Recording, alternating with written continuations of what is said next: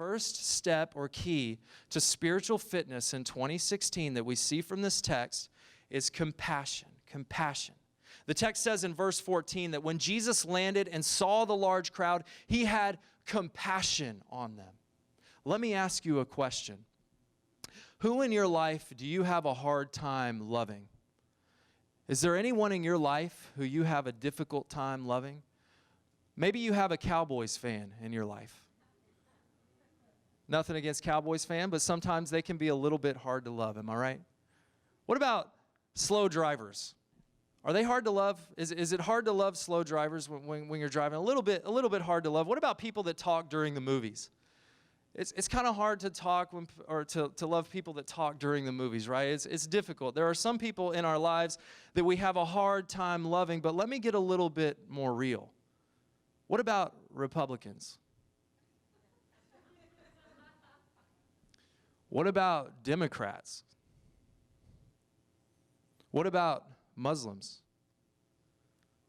What about black people? What about white people? Mexicans? Lesbians? Gay men? Who are the people in your life that you have a hard time loving? And let me ask you this question. What would it look like if we were to take that person, or if we were to take that group of people that we have a hard time loving and we were to look at them through the lens of compassion instead of through the lens of criticism? What would that look like? What would it look like if we took that person or that group of people and instead of looking at them through the lens of judgment, we looked at them through the lens of love? Because that's what Jesus seemed to do here. I'll tell you what would happen if we as a church would start living that way. It would change the city. It would change our neighborhoods. I believe it would change the world, guys. If we started to actually live this way, where we had compassion on people before we started to criticize them in the way that they live, I believe it would change the world. And why would it change the world? Here's why. And you might want to write this down because I think this is really, really important. Something that we see from this text. This is why I think compassion can change the world. Because compassion is the foundation for miracles to take place. Compassion is the foundation for miracles to take place. And I believe that that's what we see here in this story.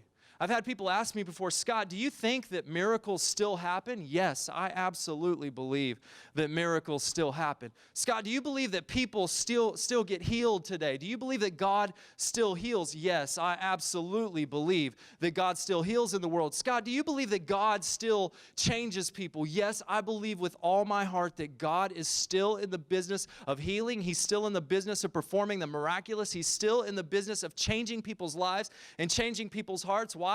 He's done it with me, and I know from personal experience. He is in the business of doing all of these things. I absolutely believe that God can do all these things. And so you say, well, why don't we see more of that in our world today?